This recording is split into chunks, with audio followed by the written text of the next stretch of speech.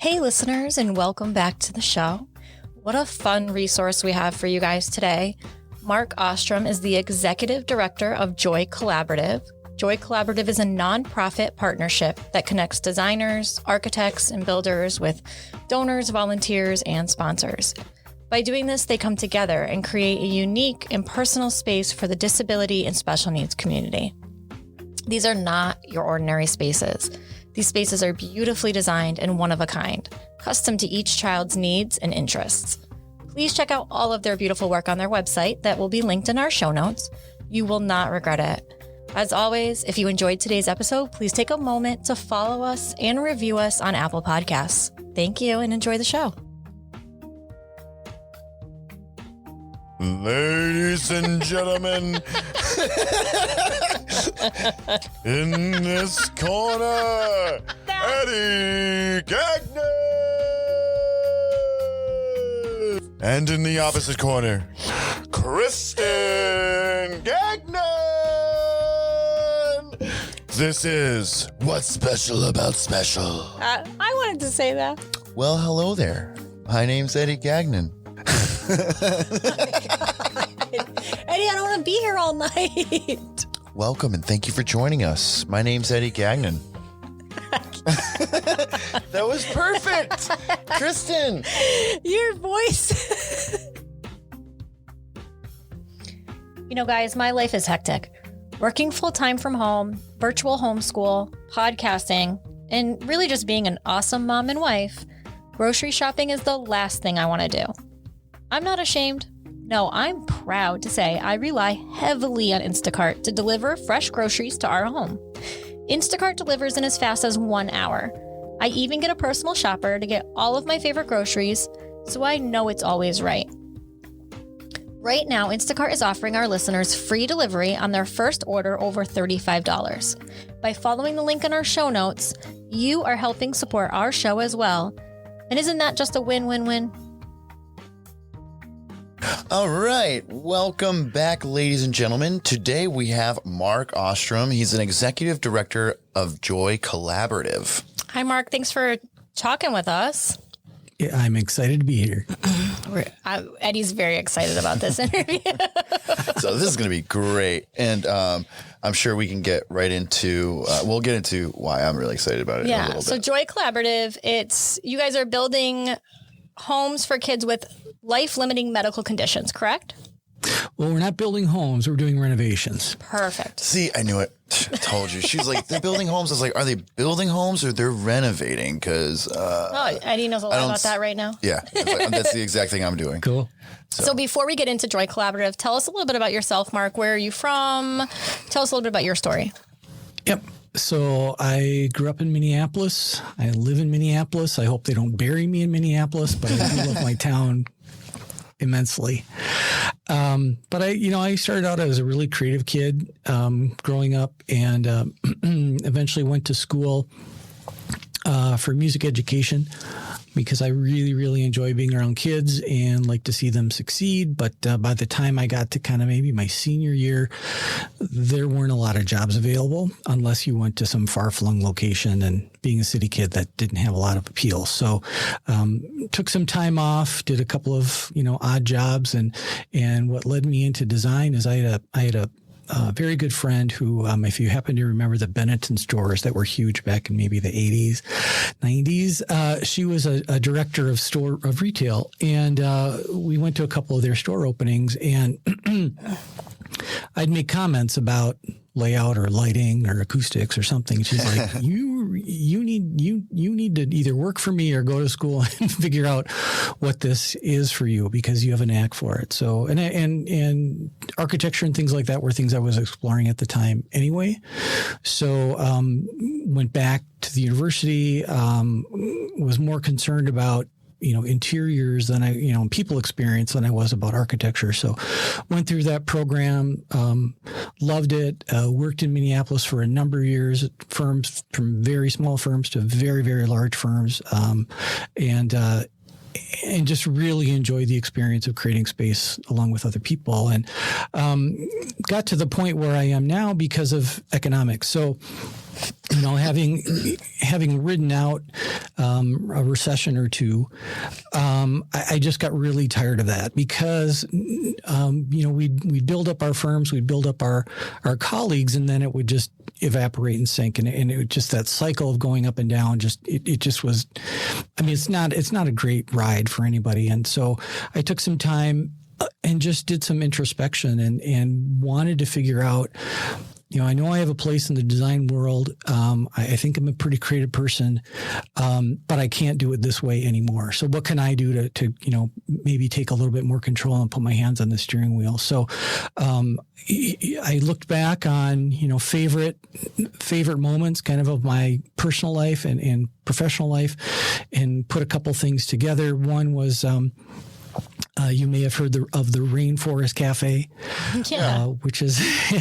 which the first one was here in Minneapolis, in Bloomington at the Mall of America. And I got to work on that project, and it was, super fun, and it was a stretch creatively. And obviously it had a lot of legs, and now it's owned by Disney and whatnot. But, just to have worked on that project and see what experience design did for people, was really monumental. Partner that then with, when I was going to design school, I was lucky enough to work in the insurance office. And I bet there aren't many people who probably say they're lucky to work in insurance, but as parents, you probably feel very much not that way. But I worked in the dental school for the cleft palate clinic. So the cleft palate where your upper lip doesn't fuse. And it was very complicated surgery. We had a really cool clinician director who brought together all these different kinds of services. So we had dentistry, we had surgery, we had physical therapy, behavioral therapy, all this kind of stuff, which became very expensive for the patients who went through that program. Oh, for and sure. It was my job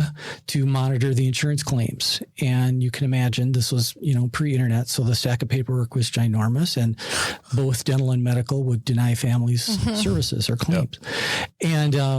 And so it became a real challenge, and I just took it on, and I really enjoyed it. And we'd bring a family in and say, hey guys, we got your $10,000 claim paid or whatever. And, tears start flowing because there's all these other pressures happening at home. Best day ever. So I feel like that's like huge that you just said that. It's easy for us parents on our side to just feel like we don't have anyone fighting for us on the other side of it. And I spend so much time on the phone with insurance companies or advocates. And it's good to know that there is somebody on the other side sometimes fighting to help you and take care of things for you. Well, it was, it started out as it's a really overwhelming job because, well, one, you have to learn all the codes in this book that's 2 inches thick. You have to become familiar with what they mean. But then you also have to start, almost building relationships with the various companies. Right. And after some time, then you start kind of getting into a groove. But even so, you get these, various companies that, demanded these huge packets. It was ridiculous, the amount of work that it would take to build these sort of cases. Yeah. And, but at the same time, I got to know these families because they were in the clinic for a long time, and just got to know them personally. Well, that doesn't take long, and I'm a huge softie, so meet a family who's in trouble, or a kid who really needs help, and I'm there. So, so it was kind of putting those two things together, and I was like, all right. I'd gone through a couple of entrepreneurship programs trying to figure out what this business really is. And once I figured it out, it just clicked that, this is something that I've been wanting to do for a very long time. I just didn't figure out how to do it. Yep. And so I was like, well, I'm not going to jump ship. I'm going to figure out how to do this. So I started doing nights and weekends. I took on some projects. I started with Make-A-Wish, and that led to Ronald McDonald and Shriners and a bunch of others. But I think this cool problem that we're solving is that Make-A-Wish doesn't really promote space design or renovations of any kind. They're really more about the celebrity experience, the cruise to some exotic location. And I was more interested in, what's a permanent solution? Yeah. Right. What's something that this family can use all the time? They assume that, like with Make-A-Wish, I think sometimes the assumption is it's a once in a lifetime thing. And yes, a lot of these kids have, life-threatening conditions, and maybe they have a year left. But a lot of the kids that get Make-A-Wishes, it's not that scenario. this is an opportunity. They've maybe had lots of hospitalizations in 1 year, and this is an opportunity for them to get something. And so what you're doing is really kind of a different take on that, where they're getting a long-term kind of wish in a way. Right. I mean, they used to only serve kids with chronic diagnoses, right. And that has changed in the last year or two. But even so, they're just not set up to do this kind of work. I mean, it's just how they're set up. They're more about, having those contracts with the franchises or whoever right. it is to do those experiences. And that's what they want to do. That's awesome. I mean, the kids that it works for, bring it on. That's for sure. That's an incredible thing. This is just a different way to answer a different set of problems. Yeah. I love it. So, it really seems like you've, now melded your past in design along with kind of a little bit of your experience working in the clinic all into one thing, which is really neat. I think it's hard, for all of us to just think like, what do we want to do where we feel fulfilled? And it's really cool that you've found a way to kind of meld it all together. It's great to hear you say that. I appreciate that, Kristen, because it's taken me a very long time. Somebody asked me the other day, how long have you wanted to do this? And I realized that it was almost, I think maybe in college that I had this idea of just focusing on pediatric design. And there really wasn't. I found one woman in Israel who was doing this work, and I thought, well, then that can't be a thing. Yeah. There just weren't any role models, and so I just kind of just put it to the wayside and went through the regular track that all my colleagues are doing, and that was fine, and I had a great experience and learned a ton. But it just got to a point where I'm like, there's something else. I knew there was something else, and it just took me a number of years to figure it out. So now we're a nonprofit. We're focusing on spaces for youth with life-limiting conditions. So we started out originally with that being just medical conditions, but again, it comes back to Mark as the softie. But there's so many kids that can be helped if we open that up a little bit. So if we define a life-limiting condition as a medical diagnosis, but then also consider things like homelessness and poverty, there's nobody that I can talk to that would disagree that that's a life-limiting condition. For sure. Right. That brings us to different kinds of opportunities. So we will do projects for individual families, just serving an individual family, but then we're also going to be serving programs that are aimed at kids in those other buckets. Oh, that's really awesome. Because I know here we're in an inner city as well, and so often I think it gets overlooked when there is, like, we have a house that is for battered women who have gone as a respite, and there's not a lot of support for them. There's food and there's shelter, and that's kind of where it ends. And a lot of these kids, whether they're in the foster system or homeless, or, there's a mother that's running from something, a lot of these kids have some either mental health issues or physical or some sort of disabilities. And after birth to 3, there's not a lot of support for them. Like you're saying, when we were in birth to 3 or early intervention, it was a lot easier for us to get support, even when it came down to equipment. Right. There was borrowed equipment and there was a lot of sharing. After 3 years old, you're kind of on your own at that point. And so I think it's really cool that, especially for these families that are in any sort of facility or anything, to have some other supports for their kids, because they're probably not getting it in the school system or outside the way that they need. Yeah, if they're at school at all. Exactly. There's a great deal of trauma that's happening before these kids ever get to where it is that they're getting help. Exactly. Yeah. Right. Exactly. There might be a family history of trauma that they're just trapped in. They might not know anything else, and they, we're gearing up to do a project for a homeless shelter for kids, and one of the program directors said, I might be the only person that this kid has ever met that they can trust. Wow. So if we can get them there through amazing space and change their outlook and change their trajectory, that is, how can we put a price tag on that? That is so important. Well, and statistically, it's pretty much proven at this point that play is so integral in a child's development. And so if you can offer that space for them to have that creativity and free thinking and open play, you're just adding so much value to their life. Absolutely. And what that's going to do is that's going to help with bonding. Exactly. And that's what they need. Again, these people are going through trauma. Right.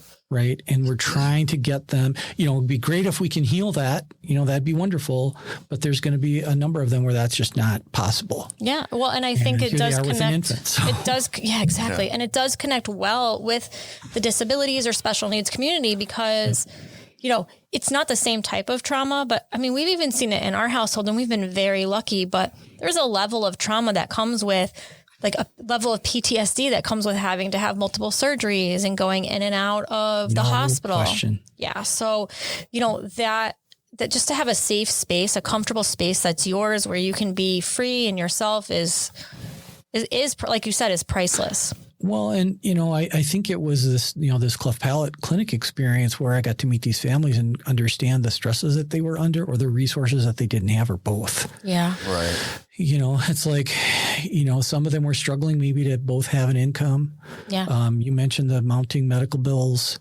Doing a renovation at home is probably not high on their list because they probably don't have the Spitfire to do it. For sure. Yeah. I mean, I know for us, like we're so lucky that that I have Eddie and we own a construction business and that's something that obviously is like, right. It's like having someone who fixes cars, right? Living in your house when your car breaks down. But even with that, I mean, we don't even have a ceiling right now. Because our priorities are working or getting this done or doctor's appointments. So, when we have a free moment, honestly, in our household, when we have a weekend off, we're getting in the car and going on a road trip and trying to make positive memories to just relax. Right. Yeah. It's not, oh, hey, let's work on the house this weekend.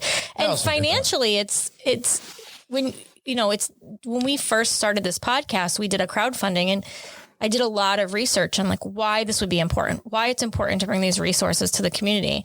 And one of the biggest things were that this community, hands down, I think it was 200% more than the average family in just costs, whether that's medical costs or therapy or whatever it might be. The loss of income. Yeah. And then usually there's one parent that's not working in order to make, when we had little Eddie, I didn't start working until he was maybe 3 because those first few years was just appointment after appointment after. It was impossible to work full time.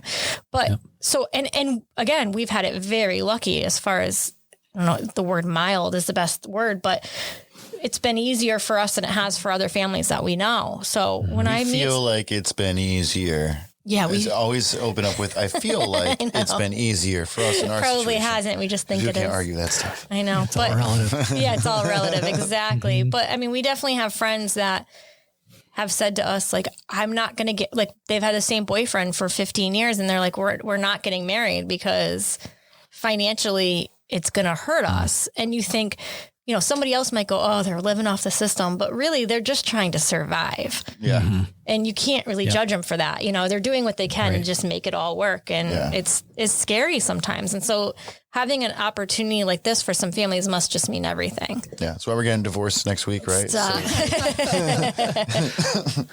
between the three of us. Yeah, exactly. We won't let the IRS know. Listen, if anybody listens, they're probably assuming we're getting divorced at any point. No shock. So to back up a little bit, tell us about Joy Collaborative and really what it's doing right now. So again, it's, I started doing the work and just, again, nights and weekends because I felt it was the right thing to do for me. I needed that because it was a great way to connect to kids. It was a great way to create some, really address some needs that I saw. And then it was about maybe 2 years ago that we started talking about, well, this needs to be a thing. Yeah. This needs to move away from just a creative outlet, and this needs to be more of a business. And so nonprofit was definitely the direction it wanted to go. And going through that paperwork, I wouldn't wish on anybody, but if you need help, call me. I'm staying away from it for now. Because it's a lot of work. But it was... quickly became something, it became something that was clear that I wanted to do. All of a sudden, it was kind of the clouds open, and it was clear what wanted to happen. So, we formed a board about a year and a half ago, and they, were really the advisors at the early stages. And then we got our 501 status. And for me, the last year, I would say, outside of doing projects, has really been about, the foundation, creating the foundation of the organization, making sure that it's solid, that we're doing things for the right reasons, that we are accountable, that we are transparent, right. And that this is a business. And I get really upset because I've talked to enough people in nonprofit who, there's kind of this, oh, poor me kind of, handout kind of approach. And I'm all about the impact. Like, this is amazing, powerful work here, people. Like, this needs to get recognized and this needs to get promoted. So, I'm not going to have this approach of, a handout. That's just, I'm not interested in that. And the people that we're serving, I don't think want to be served in that way either. So, well, that's a huge thing. Like I've seen it firsthand. I was on the board of directors of a nonprofit that should not be named, and they were great and they meant well, but they did exactly what you're saying. They did not run it like a business. There were many times that I had serious conversations in the middle of a board meeting where I was like, this isn't going to work, because you're only going to get so far. You can't grow it. You can't do the impact that you really want to make. And I think approaching it like a business, you're now able to say to anyone who's going to collaborate with you, hey, this is also benefiting you in X, Y, and Z way. You're getting exposure. Yep. Look at the positive impact you're making in the community. That's how you work as a business. Yep. Yeah, exactly. Mm-hmm. And I think that almost marketing kind of kitsch at it is huge. Yeah. Well, it becomes a richer story. So, it was, I remember one of the light bulbs that went off. I was doing a lot of business development for a company I was working for. And, we would go off and we would do a night where you're packing food or something like that. And we'd bring a bunch of, design people from my, network together to do kind of that, feel good kind of, it was important work. But we got done and everybody's kind of looking at each other like, well, that was all right. Yeah. And I'm like, what if we could do a real physical project? Yeah, step it up. And then it was like, what are you talking about? Mm-hmm. So now what Joy Collaborative is all about is teaming with trained architects, interior designers, contractors, the vendors to dig into the functional issues of space and make these renovations, make these changes at no cost to those that we serve. So we are, we bring in the caregivers to a project, any healthcare providers that's relevant to whoever we're talking about, whether that's mental health or physical health, siblings, family, to really make sure we get a well-rounded picture of what lays ahead of us. And we're also, I'm a big fan of data. So we do pre and post occupancy surveys so we can assess our impact. So again, I come back to it as more of a business, and, we are, yes, there's an incredible feel-good part about it, especially, for my architecture and design friends who would like to do something that's a little bit more soul touching, than maybe doing a tenant space. Not that people don't need quality workspace, but it's just a different way for them to use their skills. I'm so impressed, and I feel like I just have to make sure that we're doing justice. When you're saying you're renovating these spaces, your space is extremely beautiful too, aesthetically. This isn't just a workable space and maybe we're making wider doorways. The photos I saw and the videos I saw of what you guys are doing is so impressive. It's gorgeous. It's beautiful. It's aesthetically usable for the person that's going to be living or using the space. And it was actually impressive. The thought that goes into each space. It's not just, okay, we're making another accessible space. It's really a personal experience, which I think, I'm so impressed by. Thank you. You can talk to designers who can do things all day long to make things look better. I'm really much more interested in the functional reasons why things aren't working to support whoever it is. So we spend a lot of time. A typical project for us might take 4 months from initial interview to completion. And that, I would say, a good chunk of that first month, and this is not, 8 to 5, but I'm saying, we're going to spend a month diving into what are the problems. Right. We can dive into design. You can jump on Pinterest right now. That's great. You go do that. But I don't want to lead us down a path that doesn't work. Yeah. You want a functional space that's going to last for more than just 6 months. Right. So I appreciate your comments. I mean, that is, once we can get through that stuff and get the functional stuff figured out, then we can start layering on things that, are either, more calming or more exciting or whatever it happens, whatever's relevant to that, program. Right. Oh, it is awesome. It's an awesome project. So where is Joy Collaborative located? Is it right where you are? Like, is it just local right now?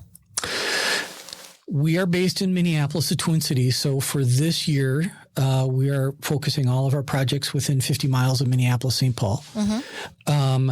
That will change in the next calendar year when I know we're going to start going beyond that. So, I was talking to a friend the other day about, somebody called me from Atlanta and said, hey, we've got this, special needs girl, and all of this, would be great for you guys to do a project.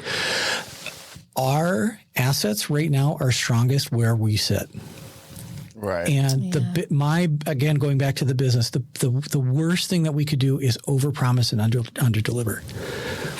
Oh, and for sure. And so for this next calendar year, it's all about delivering exceptional projects, and then we can go beyond that. But I know that we can control and we can manage and we can deliver within our boundaries right now, because that's where our network is strongest. Nice. Well, sorry. When it comes to, I think it's insane. I think 50-mile radius is huge as it is. That's just we can do it. I know it's impressive. How is someone reaching out to get help from Joy Collaborative or to become a partner in it? Yep. So we're just to kind of tag into your last comment. We're on track to do 10 projects this year. Wow. Which is basically starting one a month. Mm-hmm. And I'm really excited about that because it's only March. Yeah. And to know we've got projects lined up probably through the fall is very exciting. I'd be excited if we had 10 projects lined up. but we do have a referral form on our website so people can self-refer. We are a known entity at a number of the children's hospitals, so their Child Life or their physicians can refer to us. Oh, that's awesome. But I would say the majority of our projects are coming in organically from friends or people who've heard about us from other friends. Yeah. And I love that. That's really great. Not that we would, I want to open us up to any project that's right. valid. Well, honestly, like the special needs or disabilities community as parents, I can tell you right now, it's amazing. I have more connections or quote unquote friends in our little community that I'm always like, oh, I can get this person this, or I can help this person get. That's why we started the podcast, right? Because we had such a community we wanted to connect with. Where if you ask me like who I talked to from high school, or I'm like, I don't know, nobody. Like it's just become. It's not only has it become my network, it's become my social group. It's become my support group. So we're always like pushing each other. Educational service here, Yeah, we're always pushing each other. And I think that's another reason why for you guys, it's great. Cause I'm sure when you do one, they're telling everybody. Yep. That's great. We just had a reveal event last Friday, which was a couple days ago. And this boy had cystic fibrosis and ADHD. So he has to sit for an hour plus or minus every day. Oh, goodness. But ADHD got in the way for him to just sit and calm down. And we got that project actually through the Cystic Fibrosis Foundation. They found out about us, called us, said, hey, we'd like to do a project with you guys. We've identified this family that has a very small home and they're not going to be able to, do anything on their own. Could you come in and help? And so, the crazy part of this is we started that project November before COVID. And Lifetime Fitness was one of the key sponsors. And because he had cystic fibrosis, which was a respiratory nobody can come in the house. There was no way we were going to do anything in March when we were ready to go. So it's just a thrill now that we were able. I mean, this kid stayed. It's a lower level space. He stayed upstairs for at least a month while we were through construction, and so we were just able to take him through it on Friday. And we did a virtual reveal, which was our first and fun, and yeah, just some great responses. Can we do it again? How can I help? Blah blah blah. So I mean that level of engagement, once you, I think, can see it. If you saw the space beforehand, which was raw concrete and barely walls and no ceiling, to something that is really fun, that had, an AV component, that had special lighting, that had a custom wall graphic that was done by Minnesota United. So our kid, Finn, is a big soccer fan. And Minnesota United is our local team, and they jumped in and did a custom wall graphic for him that included his number and his name on the back. And that's really cool. It just blew his mind. So, but now he's got a nice quiet space. That's it. We called it the breakaway for soccer fans, and it's just a spot where he can break away and he can, just relax, and he can, or he can do schoolwork, or he can have friends over. So, I mean, it's multifaceted in that way. And that's the thing. And I feel like these spaces like you said, like these spaces, they'll grow with him. It's a space that he can utilize for years, which I think, especially right now with COVID, is just so important. I mean, for our little Eddie, it's been tough to do virtual schooling. For sure. Can't be, and he's so social and can't be social. And then they got the ADHD, and we're just jumping around. And I'm pulling my hair out. If he had a safe space where he can just, do whatever makes him comfortable. It's such a neat experience. I think I'm so impressed and excited to hear about what you guys kind of continue to do, because it's a great feeling to wake up every day to know that you're going to, help some family or help some kid along the way. It's pretty cool. For sure.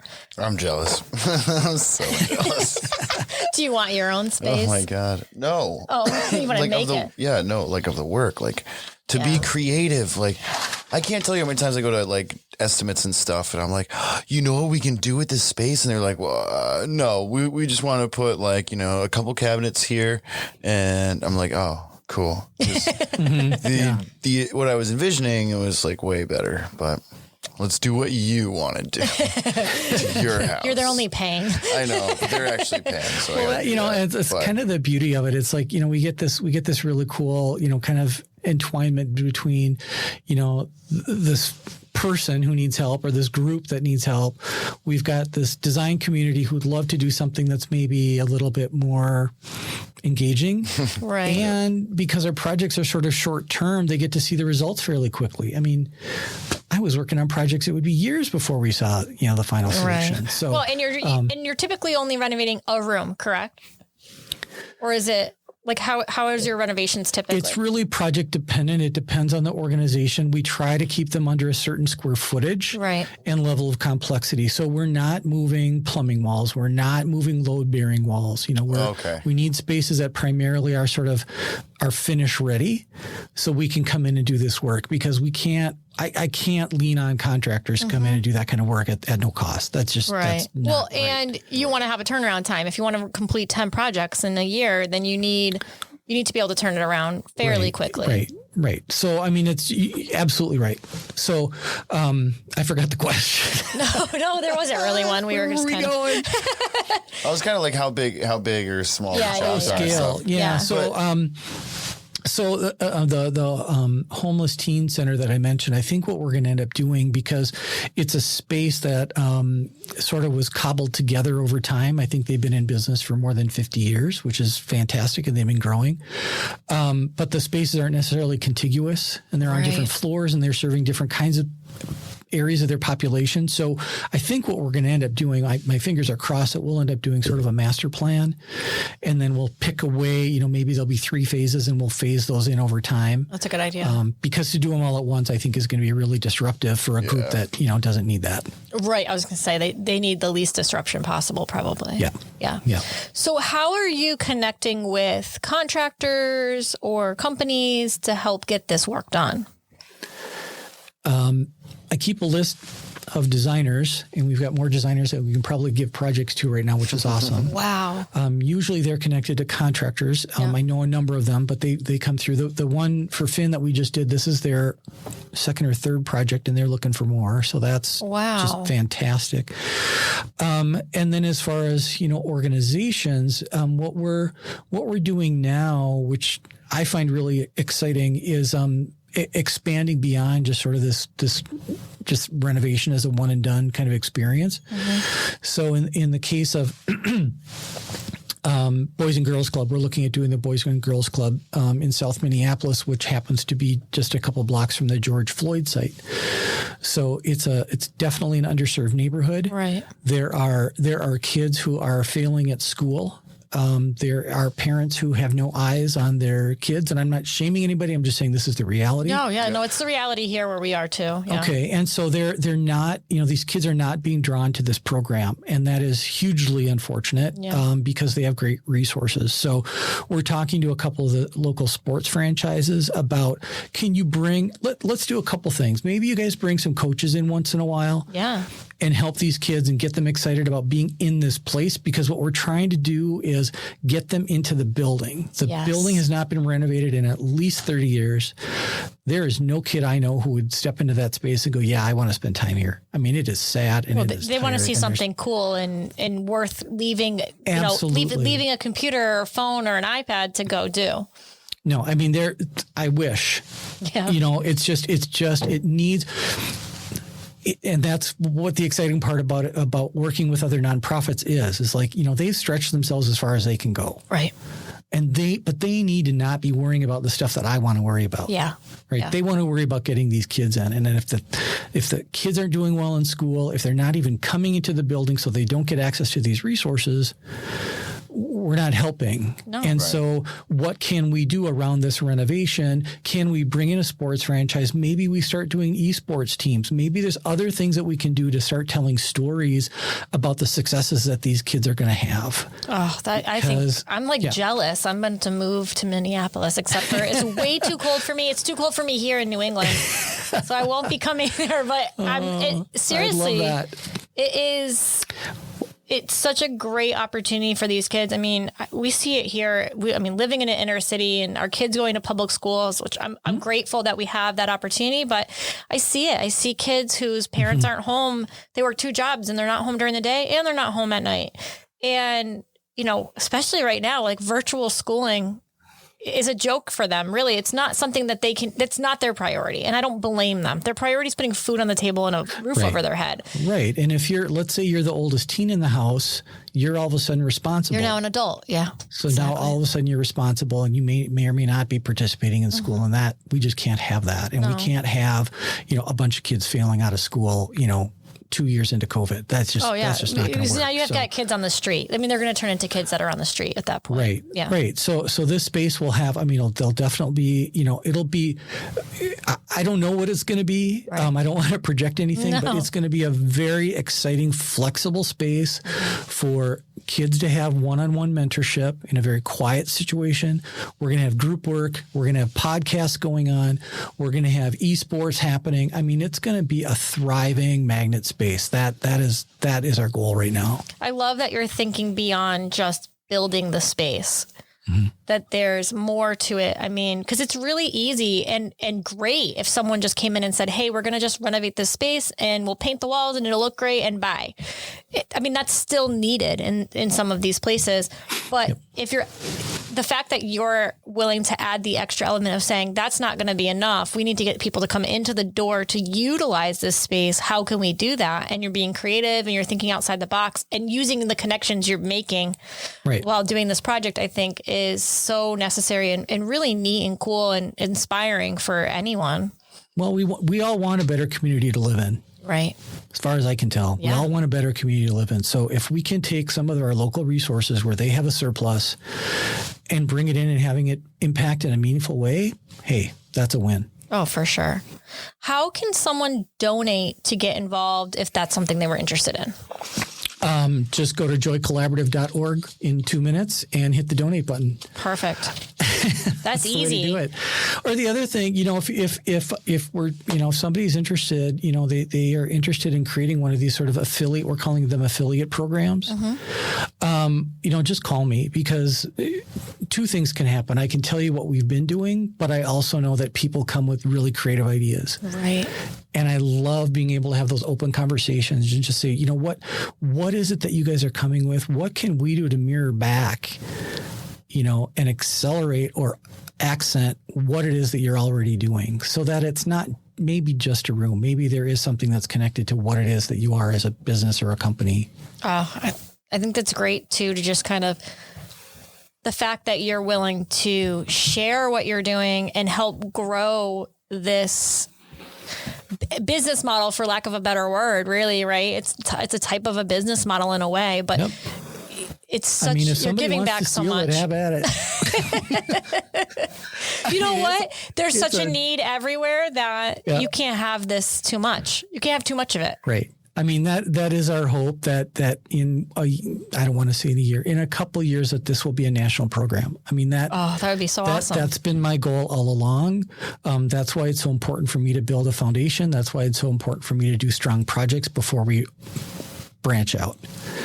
So I see this as something that we can replicate elsewhere, and I'm hope and pray almost every day that that's something that we're headed to do. It has. I can see Eddie, without even looking at him, oh my God, dying to get his hands on something like this. I can't wait. All right, Eddie, I got your number. So we specialize in bathrooms, kitchens, remodels. We do decks. So we do ramps. My colleague and myself are we don't like to brag, but we're very talented. No, you are. But you're creative. That's the key. Yeah. So we're both very creative, and just we have a lot of time ahead of us. So I think the sooner we get into this, the better. Well, I will say, I can't wait. I think you're forgetting, when we first started thinking about what kind of business could we start, years ago, before our daughter was born. Bike shop. You wanted a bike shop, but it wasn't just a bike shop. You wanted to bike shop with an after school program, because I had a skate park, because then I would have you wanted kids a community center. Yeah, because then it would be start tomorrow. Yeah, that's the thing. Well, the thing is that cool. we were we were inner city kids. Yeah. So we knew what it was like to grow up and not have, we were, the way I look at it is we just came out lucky. We rolled out of being from an inner city kid. One, we had a solid foundation in our family. We're privileged in a way, but we were poor. There were times that we were in the line to get food down at the food pantry. That was my family. And so to think that I think for us, we were we're going to own something. That's a necessity. Yeah. But we can't just own something without giving back. And we've said it many times, when we wanted that bike shop, it was okay, a bike shop in a community center. I'm going to make sure I bring kids off the streets doing something. Right. And then I'd have a little cafe too. So then you can have kids making money, earning money. And then it was then you have a restaurant. Yeah. And so it was then they can learn how to cook and serve it. Even with this business, we've talked about as soon as we're financially in a spot where because we just started the business, but we're in a financial good spot. We were once a year at least, we're doing some sort of give back project because again, we know too many people that have been affected by things and gotten those types of projects, and it's changed their lives. Yep. Absolutely. So, I want to keep being a part of something like that because it's exciting it's one of those win-wins where you change someone's life.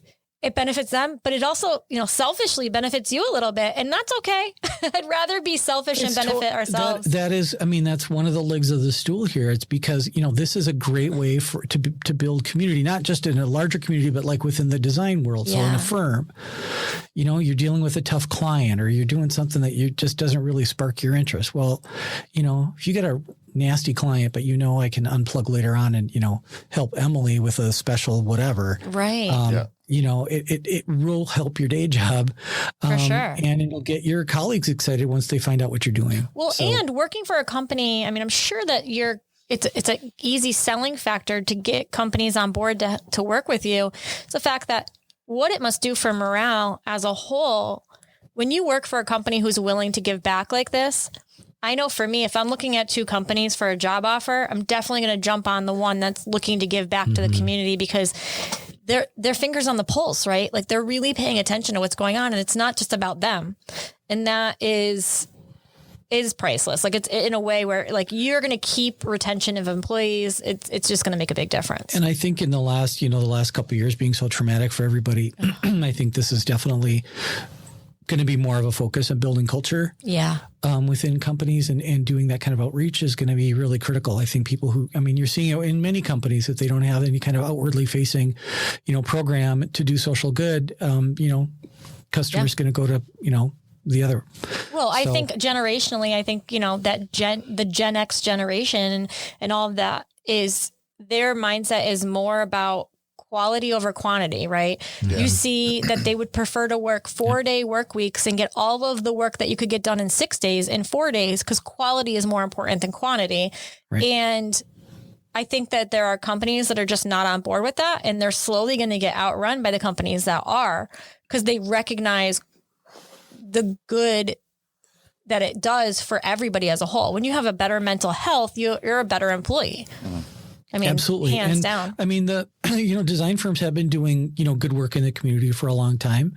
Some of it may not have been necessarily related to physical space. So this is a great way for them to prove kind of what they do. That this is what they do as a profession. Because I mean, any volunteer group can come in and do paint and stickers. Right. It's tangible. Anybody can come and do that. Right. But to bring in trained professionals who do this, every day, who are, very empathetic, because that is what we do as designers, that they're going to ask questions that maybe you hadn't thought about, and years of problem solving behind them. I think we're going to get, greater quality, product in the end. Oh yeah. I mean, architects, engineers, their brain works in a way that I can't even understand. Like Eddie's got an engineer brain. And sometimes I think, how did you even come up with that? You're so creative. I mean, there's a reason why STEM is so important right now, because it really does stimulate your whole entire brain. And if you can sit down with somebody whose brain works that way and say, these are where my struggles are. And then someone can come to you and go, I see your struggles and I have a solution. 100%. I can't even imagine. I mean, that actually just happened to us with our son's braces for his legs. He's so unique in his disability. There's not a lot of kids like him, if any. And we've talked to so many orthotists that have said, this is the standard. And it's like, well, the standard doesn't work for him. Mm-hmm. We know what his strengths are. We know what his weaknesses are. And the standard orthotic just isn't going to work. And we met this amazing orthotist who custom drew and custom created this amazing orthotic out of like 3 different designs. Like, that's a creative brain that needs to be working in that field, So the more people we can get kind of excited about doing that kind of work and knowing that it's there for them to do, I think it's exactly what you did in your life. You saw a need and you saw that you had this creativity when it came to design, but also, you have a big heart and you're thinking about others. I think being able to collaborate the two of them is really cool. Yeah, I hope we've got something really unique, and just to be able to help on a larger scale is going to be really fun. Yeah. Yeah, I'm stealing it. I'm sorry. We're in Massachusetts. He said, "Steal it." So you've got about 10 projects this year, which is really exciting. Yes. You must have a lot of excited families and communities.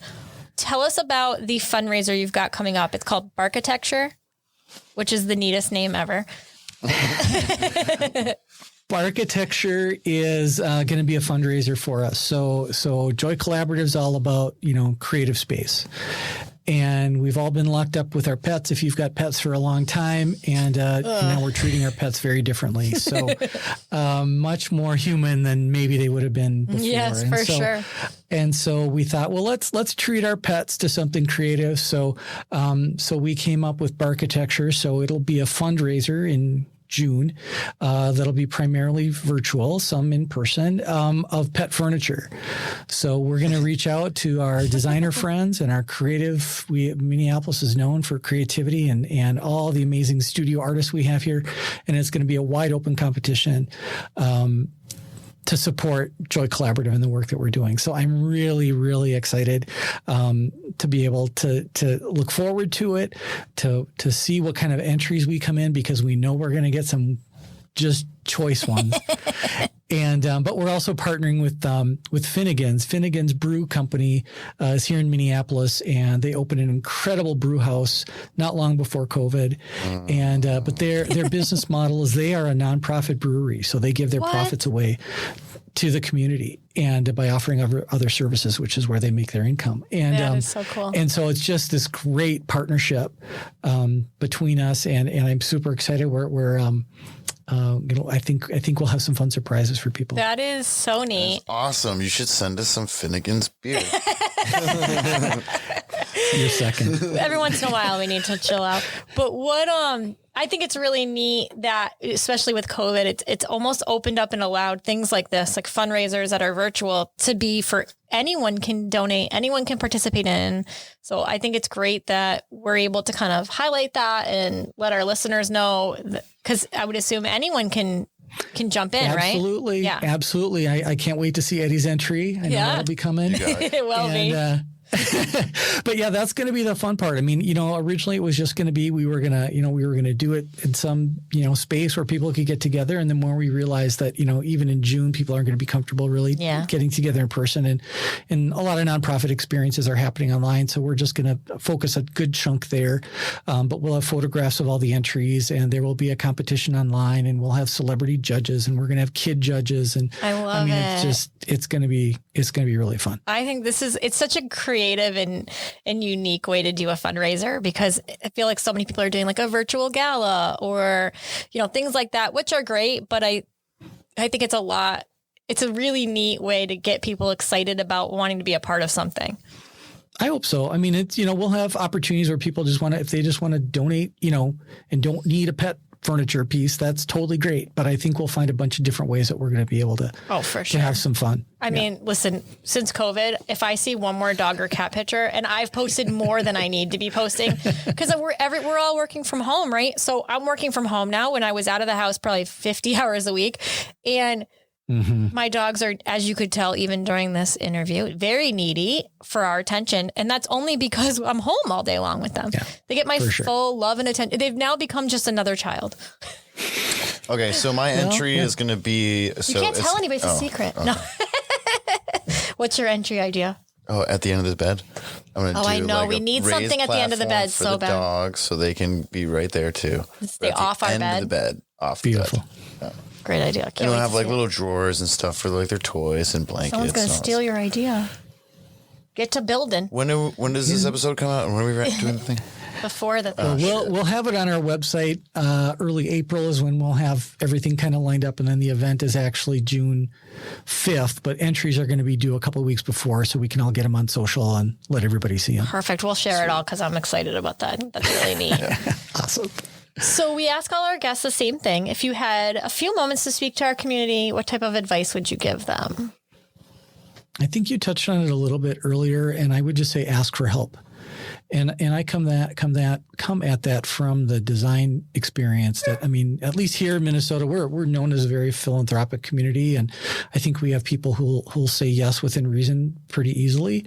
And I think to your audience that, you might be surprised at what they might find if they just ask about a problem that they think is insurmountable or they can't see a way around it. Designers love solving problems like this. 6 degrees of separation is not a thing. Mm-hmm. So you could find somebody very talented to help you. Don't run to, maybe a builder's store to kind of look for answers. I would go to somebody who really has experience, who's been trained in asking questions and not letting you off the hook easy when it comes to answers. Oh, I think that's such great advice, because so many times it is really easy to think, I'll just go on Pinterest and I'll figure it out and make it work for our family. But the reality is, like you're saying, I think we forget sometimes that designers are creatives, right? So they think differently than the typical person does. And when you're a creative, you're really thinking about how will this space work for an individual or for a family or a community.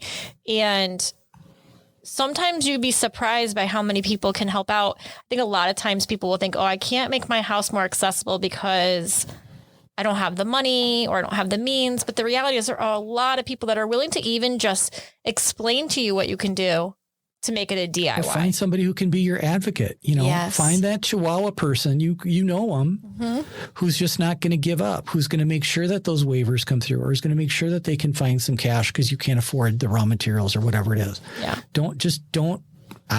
I'm a big fan of persistence, and you don't have to be obnoxious about it. Yep.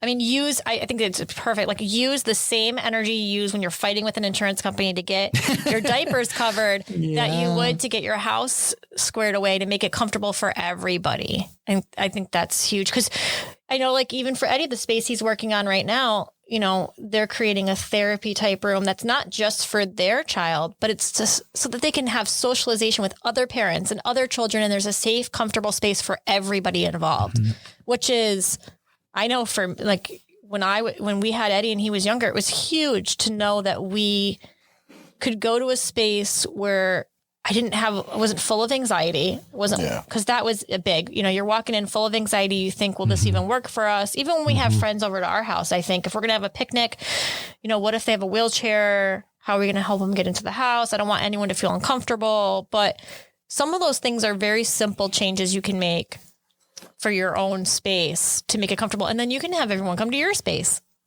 And now you've got a social group on top of that, which is something we have a difficulty doing in our little world, being social. We'll get back on top of it. I think there's such a, the world has such a bias against what people look like. And, we need these kids.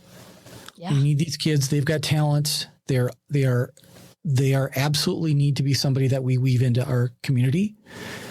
And we can benefit from what they bring, and inclusion is a win.